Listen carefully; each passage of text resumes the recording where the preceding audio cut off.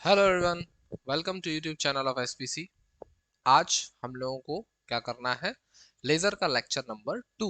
और लेज़र के lecture number 2 में हम लोगों को क्या निकालना है, आइंस्टीन के ए और बी कोफिशिएंट में रिलेशन क्या निकालना है। आइंस्टीन के ए और बी कोफिशिएंट में हमको रिलेशन फाइंड आउट करना है। जबकि लास्ट क्लास में हमने माने जो पहली इंट्रोडक्टरी क्लास थी उसमें सब कुछ बता दिया गया, क्या कि एब्जॉर्प्शन क्या होता, स्पॉन्टेनियस एमिशन क्या होता, स्टिमुलेटेड एमिशन क्या होता है, एंड सो ऑन। इस तरीके की सारी बातें हो चुकी हैं। पॉपुलेशन इन्वर्जन क्या होता है, पंपिंग क्या होती है, ऑप्टिकल एक्टिविटी क्या होती, ये सब कुछ हम लोग क्या करते हैं जानते हैं अच्छे से। ठीक, अब हम लोगों को क्या करना है आज, मॉडर्न ऑप्टिक्स माने बीएससी थर्ड सेमेस्टर का फिजिक्स का पार्ट बी, और इसका हम लोग जा रहे हैं करने लेक्चर नंबर 2। ठीक है, हमको क्या निकालना है, हेडिंग क्या है हमारी, हमारी हेडिंग है रिलेशन, दिख रहा है ये, थोड़ा सा नीचे करने की रिक्वायरमेंट। ठीक है, रिलेशन बिटवीन आइंस्टीन्स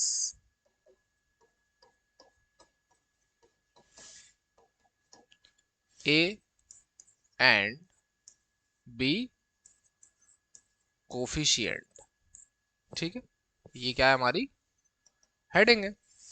अब हमें पता है कि आइंस्टीन का जो कोफिशिएंट ए है वो कब आता है, जब कोई चीज क्या हो रही होगी, स्पॉन्टेनियस हो रही होगी, अपने आप हो जाएगी। तो कौन सा कोफिशिएंट लेंगे, स्पॉन्टेनियस। ठीक, फिर अगर स्टिमुलेशन नाम की चीज आ रही है, कौन सी चीज आ रही है, स्टिमुलेशन, तो क्या करोगे, वहां पे आइंस्टीन को कोफिशिएंट हम लोग कंसीडर करेंगे कौन सा, B.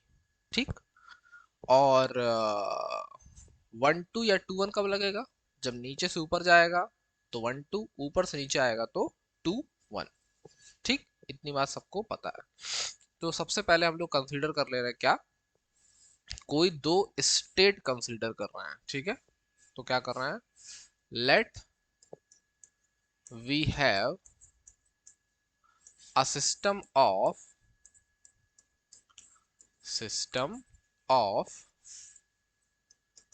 given number of atoms, या केवल एटम्स लिख दो, system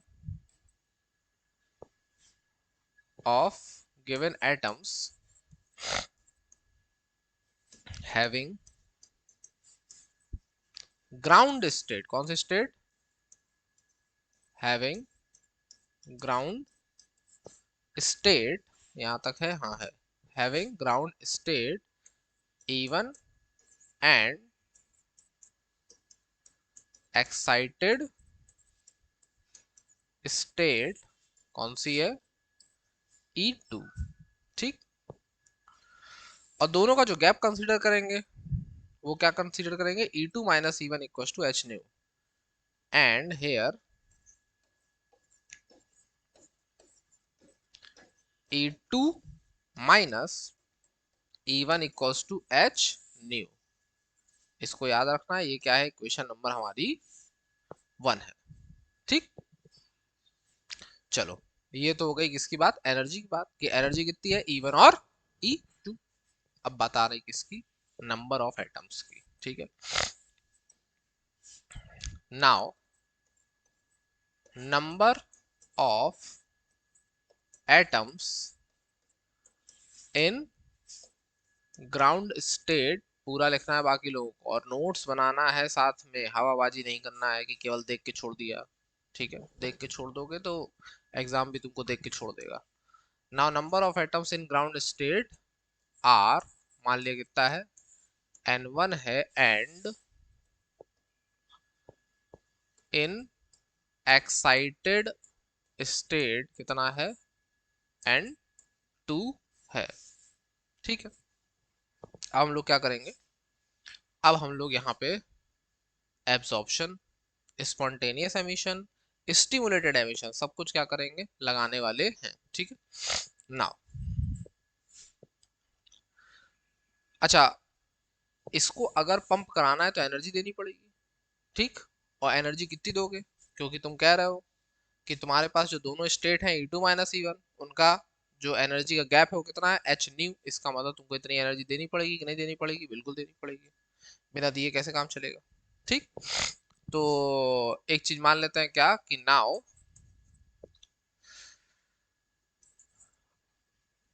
a beam of photons made, photons bracket में एनर्जी लिखते हैं, h new made incident on ground state, ground state atoms. Ground state के जो एटम्स हैं उस पे क्या कर दिया, पूरी बीम ऑफ फोटोन गिरा दिया। एक फोटोन गिराने का कोई फायदा नहीं ना कि ऊपर गया नीचे आ गया तो क्या उससे लेजर का एक्शन हो जाएगा, नहीं, खूब सारे फोटॉन्स की रिक्वायरमेंट है। जब खूब सारे फोटॉन्स होंगे तभी n2 क्या होगा, बड़ा हो जाएगा, किससे, n1 से ना। यही तो पैटर्न होता है, हम लोग को जानते हैं हम लोग बहुत कायदे से। चलो, इतना करने के बाद हमको क्या करना है, अब लगाना है मैथमेटिक्स, जो कि किसकी लगेगी, सबसे पहले एब्जॉर्प्शन की, फिर स्पॉन्टेनियस एमिशन की, फिर स्टिमुलेटेड एमिशन की। ठीक है, तीनों का सीरियल ऑर्डर याद रखो। चलो क्या लिखेंगे, फॉर एब्जॉर्प्शन, या एक काम करो स्टिमुलेटेड एब्जॉर्प्शन लिखो। क्या लिखो, स्टिमुलेटेड एब्जॉर्प्शन, और अच्छा रहेगा क्योंकि यहाँ पे हम लोग यूज करेंगे, क्या यूज करोगे, आइंस्टीन का कोफिशिएंट बी, तो दिखा दो कि स्टिमुलेटेड है।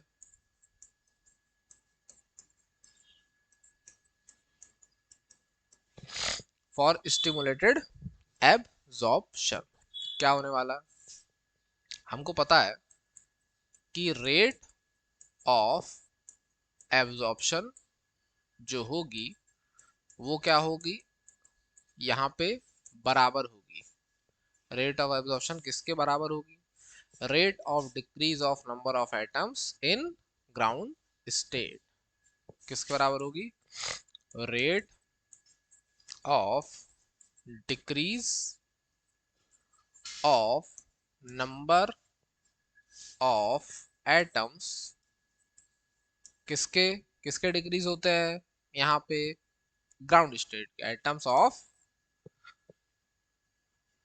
Rate of decrease of number of atoms of ground state. ठीक है, अब रेट ऑफ एब्जॉर्प्शन को लिखने का तरीका हमको पता है बहुत कायदे से। जो रेट ऑफ एब्जॉर्प्शन होगी वो क्या होती है, यही इक्वल होती है किसके, माइनस डी एन 1/dt के। ठीक है, और यहाँ पे एब्जॉर्प्शन लिख देते हैं ABS। ये पता चल गया हमको क्या है, रेट ऑफ एब्जॉर्प्शन। अब ये रेट ऑफ एब्जॉर्प्शन जो अपनी है ये किन किन चीजों पे डिपेंड करती है, इसको अब बताने की बारी आ गई, तो डिपेंड करा दो इसको। Now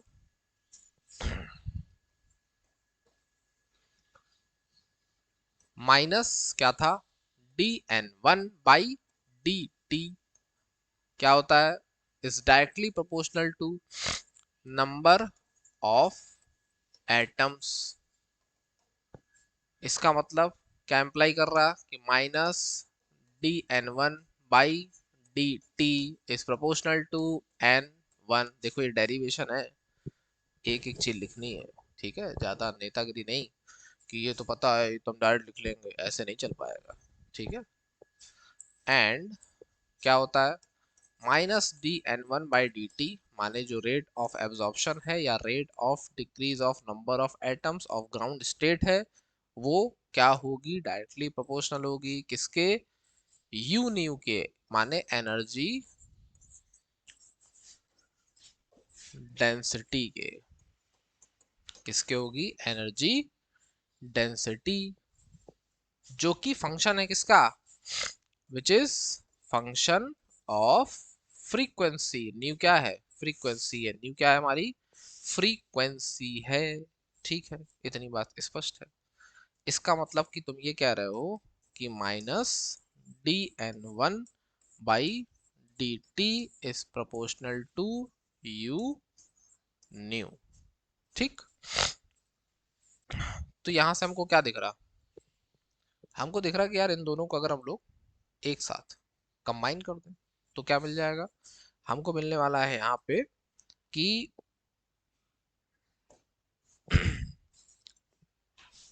minus,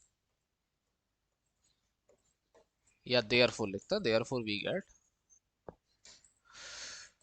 therefore we get क्या मिल रहा है हम लोग को, minus dn1/dt is proportional to n1 u nu. ठीक, अब प्रोपोर्शनलिटी आई है तो कांस्टेंट आएगा, बिल्कुल आएगा। तो क्या बनेगा, ये बनेगा माइनस dn1/dt इक्वल टू, अच्छा क्या हो रहा है, स्टिमुलेशन हो रहा है, स्टिमुलेटेड एब्जॉर्प्शन हो रहा है, इसका मतलब कोफिशिएंट कौन सा आएगा, ए या बी, तो हमको पता है कौन सा आएगा, बी आएगा, बी आ गया भाई। अच्छा कहाँ से जा रहा है, नीचे से ऊपर, कहाँ जा रहा है, नीचे से ऊपर जा रहा है नंबर ऑफ एटम्स अभी, तो क्या बन जाएगा B12 और ये साथ में N1 U न्यू। ठीक, ये बन गई हमारी इक्वेशन नंबर दूसरी। ठीक है, क्या बन गई, इक्वेशन नंबर हमारी 2 बन गई। अब बात करते हैं फॉर स्पॉन्टेनियस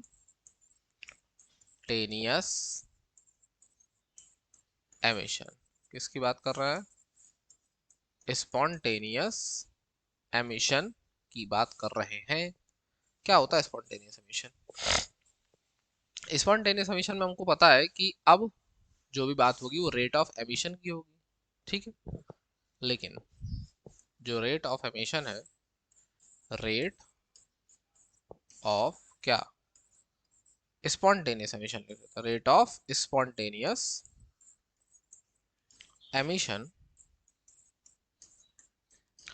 ये किसके बराबर होगी, ये बराबर होगी rate of decrease of number of atom present in excited state.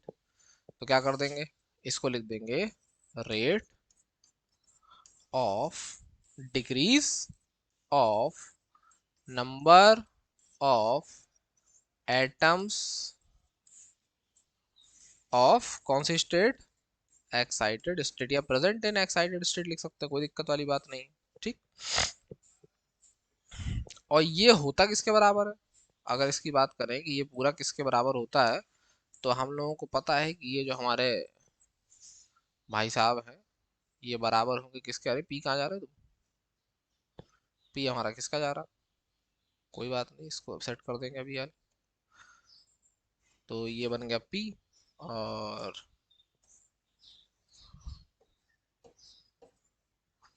rate of spontaneous emission equal to rate of decrease of number of atoms of excited state, और इसको लिखेंगे माइनस क्या होता है, डी कौन सा, N2/dt, कौन सा, स्पॉन, कौन सा एमिशन है, स्पॉन्टेनियस एमिशन है, ध्यान रखो। ठीक है, कौन सा एमिशन है, स्पॉन्टेनियस एमिशन है। अब ये स्पॉन्टेनियस एमिशन किन किन चीजों पर डिपेंड करता है, इस पे आ जाएंगे हम लोग नाउ। माइनस dn2/dt स्पॉन्टेनियस क्या होता है, डायरेक्टली पोस्ट होता है किसके, नंबर ऑफ एटम्स के, या इन एक्साइटेड स्टेट भी लिख दो साथ में। ठीक है, तो ये क्या बन जाएगा, प्रोपोर्शनल टू n2, ये कौन है, माइनस dn2/dt स्पॉन्टेनियस।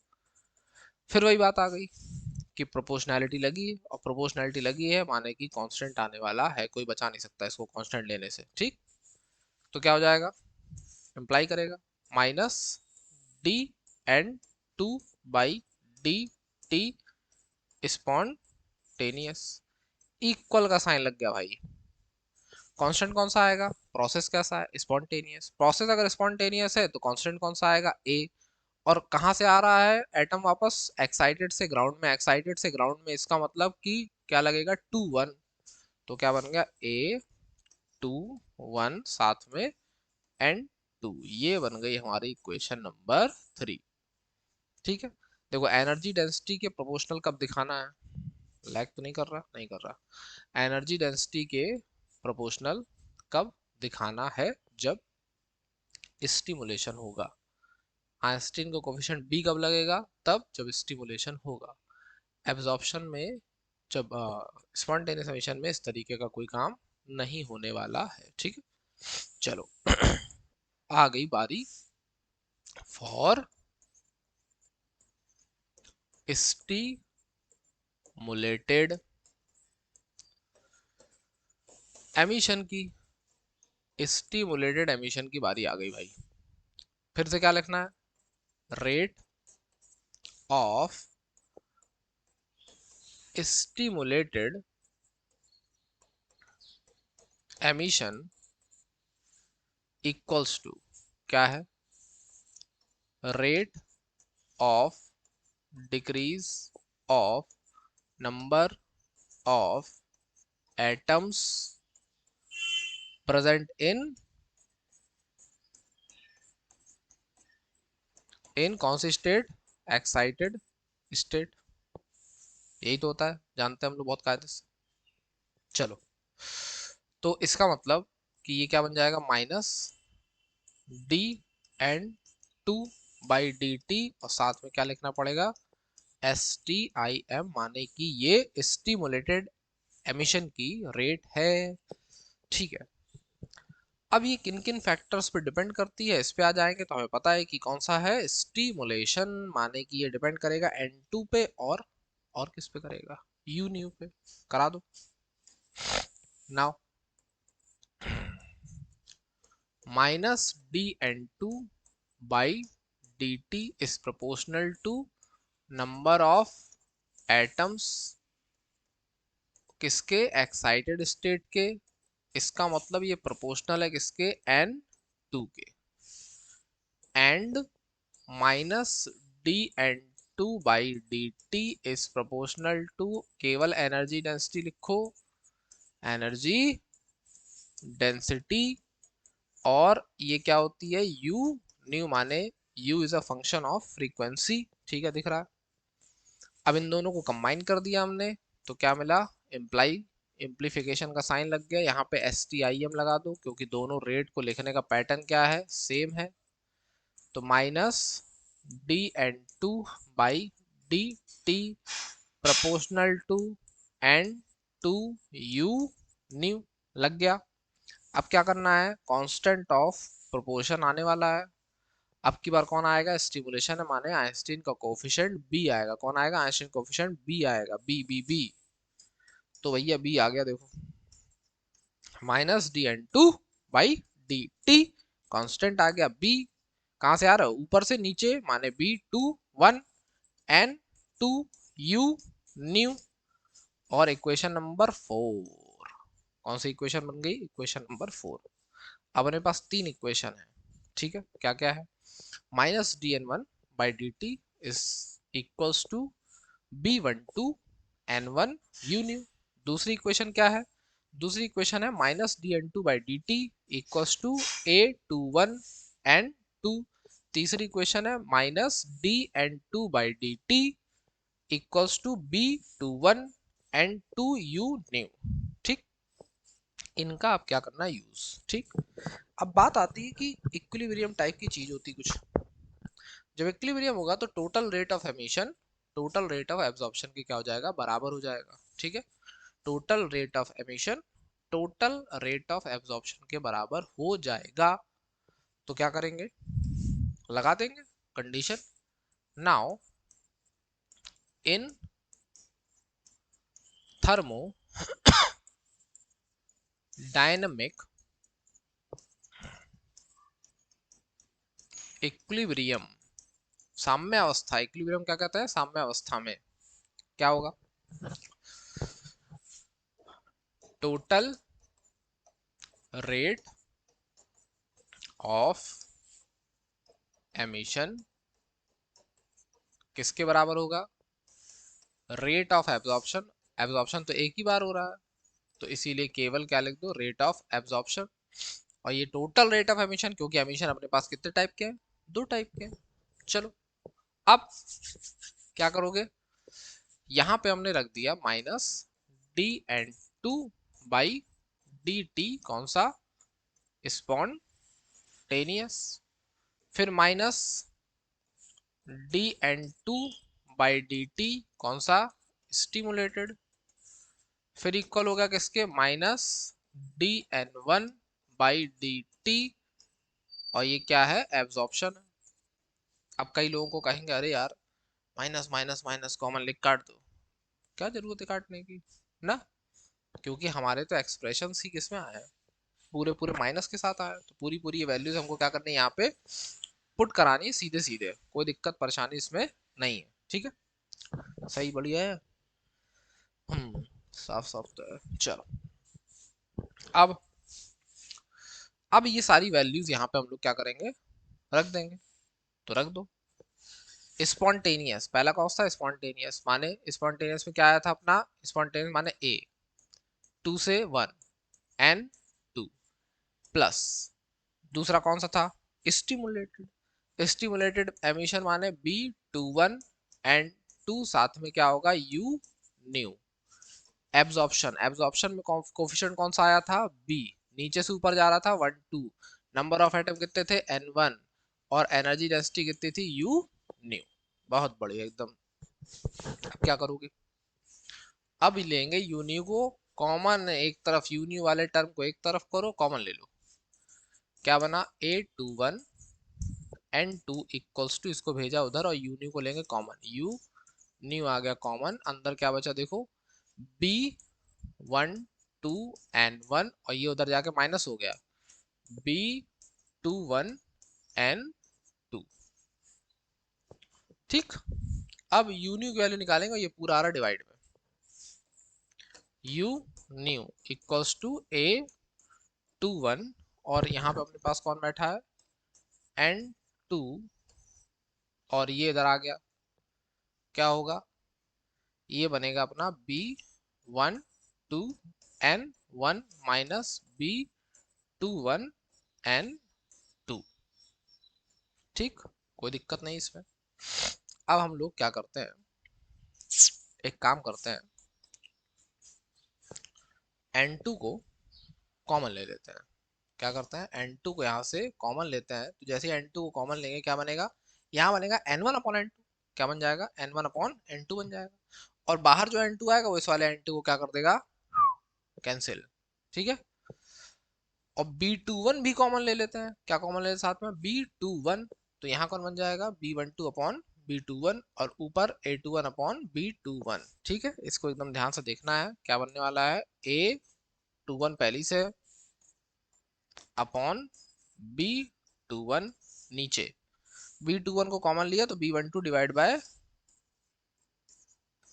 B21, और N2 कॉमन लिया तो N2 इस N2 को क्या करेगा, कैंसिल, यहाँ क्या बनेगा, N1 upon N2, N1 upon N2, और ये क्या हो गया, पूरा का पूरा 1 हो गया, क्या हो गया, पूरा पूरा 1, सफाई हो गई सब, ठीक। अब अब क्या करें, अब लगेगी कंडीशन, तो इसको मान लेते हैं इक्वेशन नंबर हमारी कौन सी है, 5, ठीक। और यहाँ पे एक लाइन और लिख दो, यूजिंग कौन कौन सी इक्वेशन यूज करी थी, यूजिंग इक्वेशन 3, नहीं 2, 3 एंड 4, तीनों इक्वेशन से क्या करके वैल्यू पुट करके यहाँ पे हमने कहानी इसकी खत्म कर दी। अब बारी आ रही किसकी, नए कुछ लॉ की, तो बोल्ट्जमैन लॉ की बात करने आ रहा है, किसकी बात करने आ रहा है, बोल्ट्जमैन लॉ। क्या होता है, जो अपना बोल्ट्जमैन लॉ है, ये कहता है भाई साहब कि सबने बोल्ट्जमैन कांस्टेंट की बात तो सुनी होगी, कि बोल्ट्जमैन कांस्टेंट क्या होता है अपना, बोल्ट्जमैन कांस्टेंट की बात करोगे तो क्या होता है, के होता है, क्या होता है, के होता है। और जब बीएससी फर्स्ट ईयर में रहते हैं तो थर्मोडायनेमिक्स जब पढ़ते हैं, तो वहाँ पे हम लोग के टी ओ जी जब पढ़ के आगे बढ़ते हैं तो पहुंच जाते हैं मैक्सवेल्स के कुछ वेलोसिटी के डिस्ट्रीब्यूशन लॉज में ना, कई जगह ये स्टैटिस्टिकल मैकेनिक्स से मिलेगा, कई जगह थर्मोडायनेमिक्स से मिलेगा। तो वहाँ पे कई सारी स्पीड्स निकालते हैं, आरएमएस वेलोसिटी और most probable velocity, average velocity. तो ये सब किससे निकलता है? मैक्सवेल बोल्ट्जमैन लॉ से। इसका पूरा नाम लिख दो, Maxwell Boltzmann law. Maxwell Boltzmann law according to क्या होता है?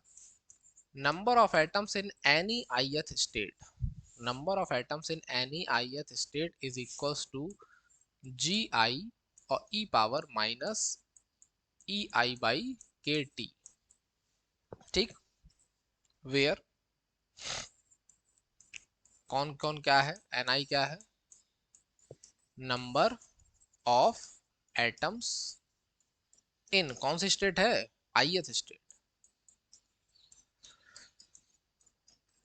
जी आई को अभी जानने की जरूरत नहीं, नाम याद कर लो केवल।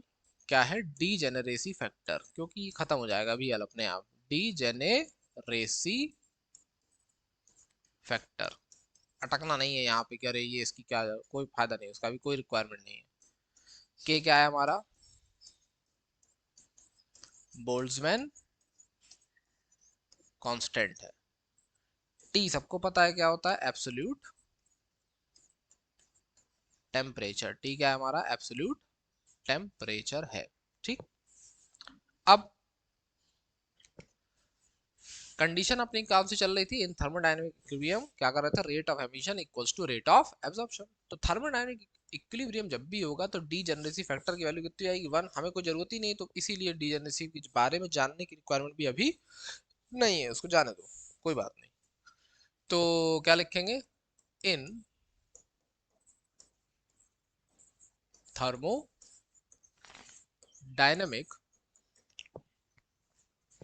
इक्विलिब्रियम क्या होगा? जी आई की वैल्यू कितनी आएगी? 1। जी आई कितना हो जाएगा हमारा? 1। देयरफॉर क्या पता चलेगा? एन आई इक्वल्स टू क्या बना? केवल E power minus E I by के टी। अब हम लोग बात करते हैं इसको दोनों अपनी अलग अलग स्टेट के लिए, पहली स्टेट के लिए और दूसरी स्टेट के लिए, माने ग्राउंड स्टेट के लिए और एक्साइटेड स्टेट के लिए। तो फॉर ग्राउंड स्टेट क्या हो जाएगा? N one equals to e power E one by के टी।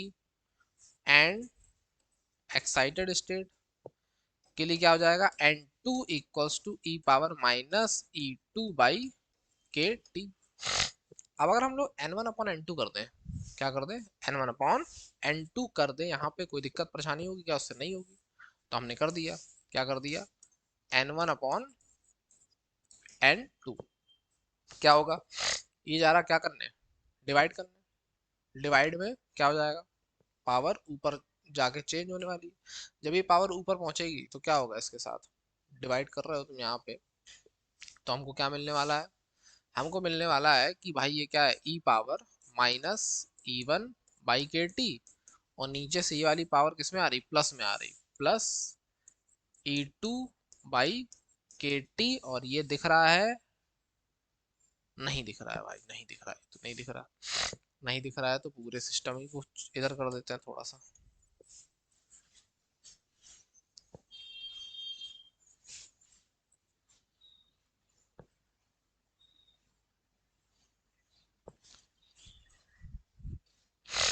अब दिख रहा है? भीषण दिख रहा है एकदम चाप के।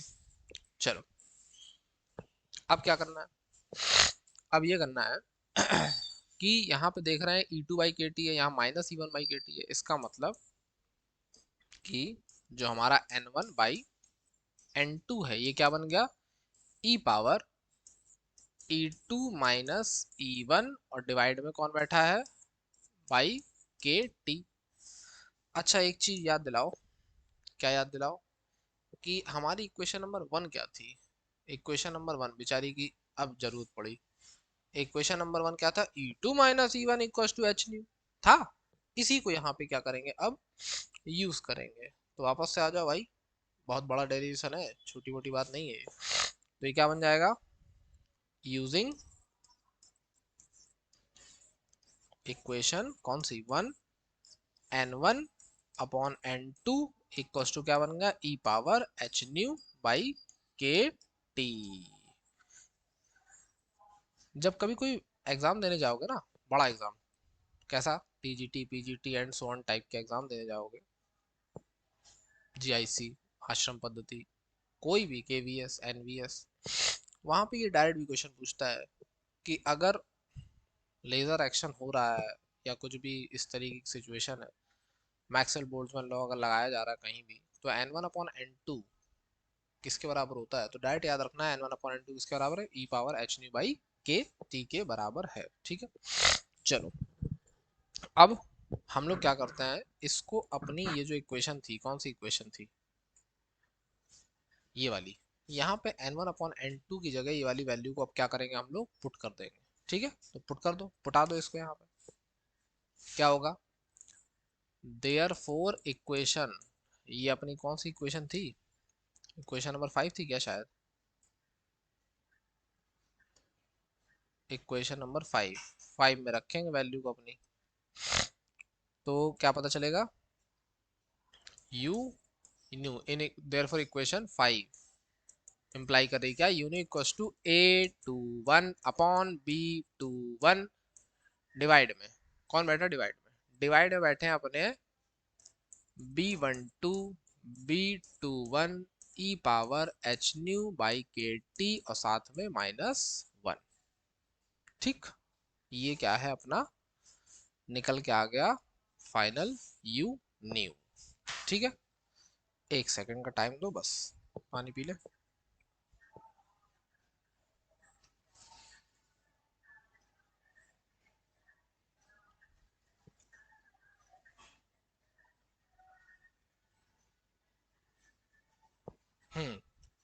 चलो, अब फिर से सबने थर्मोडायनेमिक्स पढ़ी है, फिर हम यही कहेंगे थर्मोडायनेमिक्स पढ़ के आए, हम तो यही मान के चल रहे हैं ना पढ़े हो, कुछ लोग नहीं पढ़े होंगे, कसम खाए होंगे नहीं पढ़ेंगे, माँ बाप को पैसे बर्बाद करेंगे, तो करो भाई, एक दिन तुम्हारा भी कोई करेगा बर्बाद पैसा, और क्या। 5 का इक्वेशन नंबर कौन सी बन गई, 6। चलो, अब हमने पढ़ा है क्या थर्मोडायनेमिक्स में, क्या पढ़े हो कि स्टीफन्स लॉ क्या होता है, स्टीफन को छोड़ दो, स्टीफन की रिक्वायरमेंट नहीं है, हम लोगों ने वहां पढ़े थे Stefan's law, Rayleigh Jeans law, Planck's radiation law ना, तो प्लैंक रेडिएशन लॉ का यूज कर लेते हैं यहाँ पे, किसका यूज कर लेते हैं, Planck radiation law. Now Planck radiation law is given as Planck's radiation law is, क्या होता है, u न्यू इक्वल्स टू क्या होता है 8 pi h nu cube upon c cube 1 upon e power h new by के T -1। ये कौन है, ये है हमारा प्लैंक रेडिएशन लॉ। तो ये बन गई इक्वेशन नंबर हमारी 7। अब जरा 6 और 7 की शक्ल देखने की बारी आ चुकी है, 6 और 7 की क्या देखने की बारी आ चुकी, शक्ल। देखो, ये जो बैठा है वो ये है, ठीक है, यहाँ e के साथ मल्टीप्लाई में कौन है, ये, और यहाँ e के साथ मल्टीप्लाई में कौन है, 1, कौन है, 1 है। ठीक, तो comparing equation 6 and 7, comparing equation 6 and 7, we get, क्या मिल रहा तुमको, a21/b21 equals to 8 pi h nu cube upon c cube and b12/b21 equals to 1। इसका मतलब तुमको पता चल रहा कि b12 और b21 दोनों बराबर है, तो इसको हमने मान लिया क्या है, b है, एंड जो a21 है इसको क्या कह लो, a कह लो, सिंपल सा। ठीक है, से क्या कर दिया, से कर दिया इसको हमने। ठीक है, तो इसीलिए ये क्या बन गया, इसीलिए अगले पेज पे चलने से अच्छा यहीं कंसीडर कर दे, देयरफॉर ये क्या बन गया हमारा, a upon B equals to 8πh nu cube upon c cube. यही क्या है हमारा ए और बी कोफिशिएंट जो आइंस्टीन के उनका रिलेशन है। यही हम लोग इतनी देर से क्या कर रहे थे, फाइंड आउट करने की कोशिश कर रहे थे। लेजर का जब वाइवा होगा ना तो ये सब डायरेक्ट पूछा जाएगा कि ए अपॉन बी का कोफिशिएंट क्या है। एग्जाम्स देने जाओगे तो डायरेक्ट याद ही होना चाहिए ना, डायरेक्ट याद होना चाहिए। क्या ये भी डायरेक्ट याद होना चाहिए, ये पॉइंट जो अपना ये वाला पॉइंट था, ये डायरेक्ट याद होना चाहिए। बोल्ट्जमैन लॉ जब थर्मोडायनामिक इक्विलिब्रियम लिख के आ जाए तब क्या होता है, ये होता है। ना लिख के आ जाए तो क्या होता है, ये होता है ना। ये सारी चीज छोटी छोटी चीजें हैं जो डायरेक्ट पूछी जाती है एमसीक्यूज में। और जिनके भी एग्जाम्स में एमसीक्यू आते होंगे, अगर किसी कोई यूनिवर्सिटी मान लो एमसीक्यू भी कराती होगी साथ में, रिटन के साथ साथ, वहां पे ये सब पूछा जाएगा। समझ में आई बात।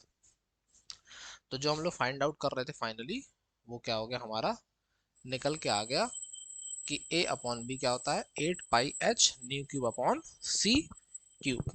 ठीक है, इसमें कोई दुविधा दुख दर्द कष्ट पीड़ा किसी को नहीं होना चाहिए।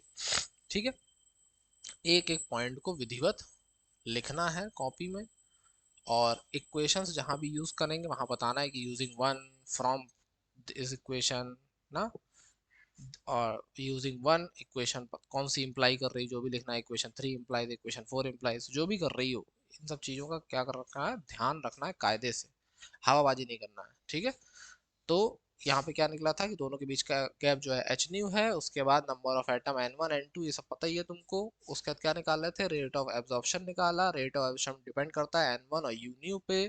कोफिशिएंट आ गया अपने पास कौन सा, b12। उसके बाद स्पॉन्टेनियस एमिशन की रेट केवल डिपेंड करती है n2 पे। कोफिशिएंट आ गया a21। अच्छा, यहाँ कोफिशिएंट को बता दो कि b12 क्या है, b12 क्या है, आइंस्टीन्स कोफिशिएंट फॉर एब्जॉर्प्शन या स्टिमुलेटेड एब्जॉर्प्शन। क्या लिख दो, स्टिमुलेटेड एब्जॉर्प्शन। और यहाँ पे क्या लिख दोगे, ए के लिए A21 क्या है, यहाँ पे A21 है अपना आइंस्टीन्स, पूरा फुल फॉर्म लिखना तुम लोग, Einstein coefficient for spontaneous emission.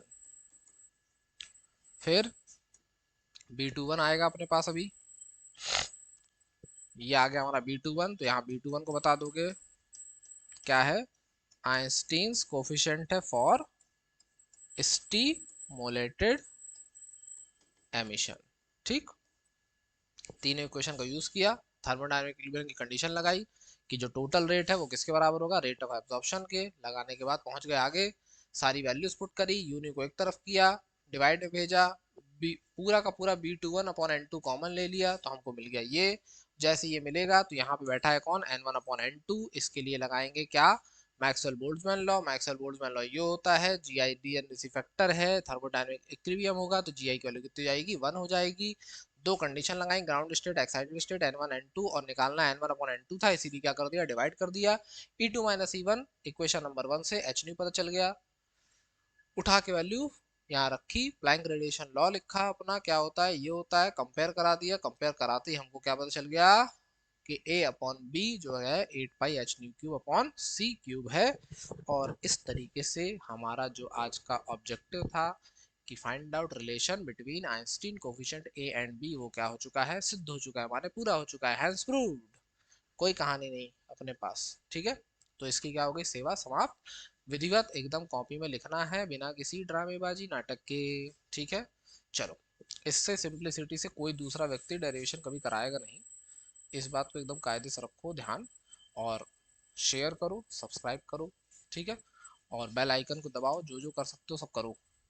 ठीक है, चलो, मिलते हैं लेक्चर नंबर 3 में, जो कि होगा किसके ऊपर, रूबी लेजर के ऊपर। किसके ऊपर होगा वो, रूबी लेजर के ऊपर होगा। तब तक के लिए क्या करना है, फाइनली फाइनली हमको कर देना है कि जय हिंद। क्या करना है फाइनली, जय हिंद करना।